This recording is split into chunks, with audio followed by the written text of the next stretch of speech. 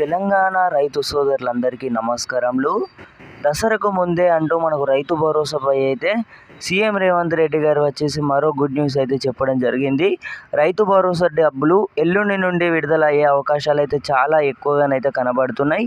ఎందుకంటే మనకు పండుగ కొంచెం ముందు ఇచ్చినట్టయితే ఎవరైతే లబ్ధిదారులు ఉన్నారో రైతులకైతే ఎంతో పండుగకు వచ్చేసి అయితే యూజ్ చేసుకుంటారు. కాబట్టి తెలంగాణలో ప్రభుత్వం నిన్న కేబినెట్ సమావేశం అయితే నిర్వహించి అందులో రైతులకు సంబంధించి ఒక కీలక నిర్ణయం అయితే ఒకటైతే తీసుకుంది.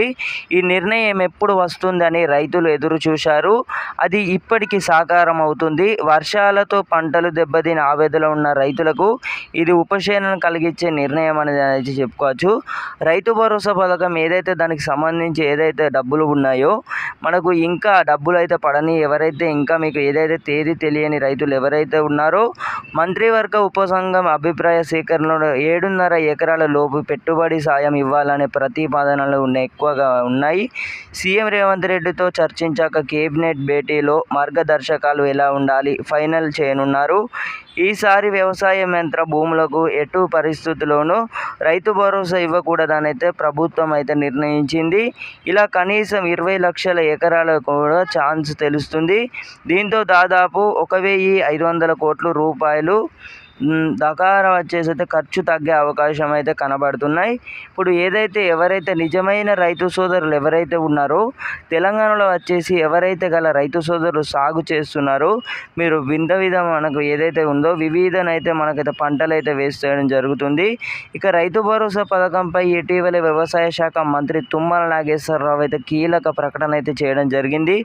కేవలం సాగులో ఉన్న భూములకే రైతు భరోసా పథకం అమలు చేస్తామని అయితే కఠినంగానైతే గత ప్రభుత్వం మాదిరిన కొండలు గుట్టలు రియల్ ఎస్టేట్ భూములకు రైతు భరోసా పథకం నిధులు ఇవ్వబోదామని అయితే మరోసారి అయితే మంత్రి తుమ్మల నాగేశ్వరరావు అయితే సమీక్షలను అయితే మాట్లాడడం జరిగింది.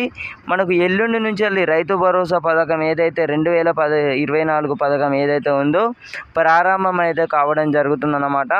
రైతులు ఎంతో ఆశగా ఎదురు చూస్తున్న పథకం, రైతులకు ఎంతో అవసరమైన పథకం, రైతులు ఎదురు చూస్తున్న రైతు భరోసా పథకం 2024 ఎల్లుండి నుంచి రైతు భరోసా పథకం అయితే ప్రారంభం అయితే కావడం జరుగుతుంది. మనకు దసరా నేపథ్యంలో వచ్చేసి దసరాకైతే నిధులు అయితే విడుదల చేయనున్న ప్రభుత్వం ఏదైతే ఉందో మనకు కొంచెం ముందుగానే, ఎందుకంటే ఇప్పుడు పండుగ నేపథ్యంలో వచ్చేసి రైతులకు మనీ అయితే యూజ్ అవ్వడం జరుగుతుందన్నమాట. అందువల్లనైతే ఈ నిర్ణయం అయితే తీసుకోవడం జరిగింది. ఇక్కడ స్క్రీన్ మీద చూసుకోవచ్చు. రాష్ట్రంలో 15 లక్షల రేషన్ కార్డులు రద్దు. తెలంగాణ రాష్ట్రంలో దాదాపు 15 లక్షల రేషన్ కార్డులు రద్దు కానున్నట్లు తెలుస్తుంది. ఈకేవైసీ ప్రక్రియకు హుజారకపోతే వీరందరూ ఏదైతే ఉందో కార్డులను అయితే ప్రభుత్వం అయితే రద్దు చేస్తుందనే సమాచారం. ఇకపై రేషన్ కార్డుల సంఖ్య ఏదైతే ఉందో తెల్ల రేషన్ కార్డుకు సంబంధించి ఇదైతే బ్రేకింగ్ న్యూస్ అయితే రావడం జరిగిందన్నమాట. అయితే సర్కార్ అయితే ఏమంటుందో ఇంకా చూడాలి. ఈ ఖరీఫ్ సీజన్ నుంచి మనకు ఏదైతే కాంగ్రెస్ ప్రభుత్వం హామీ ఇచ్చిన విషయం అందరికీ తెలిసిందే.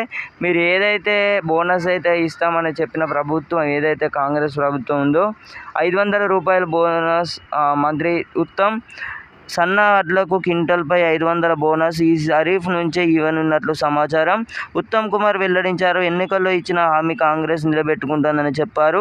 వరి సాధారణలోపు 2,300 సాధారణ ఏదైతే ఉందో గరిష్ట ధరలకు వచ్చేసి 500 రూపాయలు అయితే బోనస్ అయితే ఇలా కలిగిస్తుందని అయితే ప్రభుత్వంపై అయితే మనకైతే అఫీషియల్గా అయితే అనౌన్స్ చేయడం జరిగిందన్నమాట.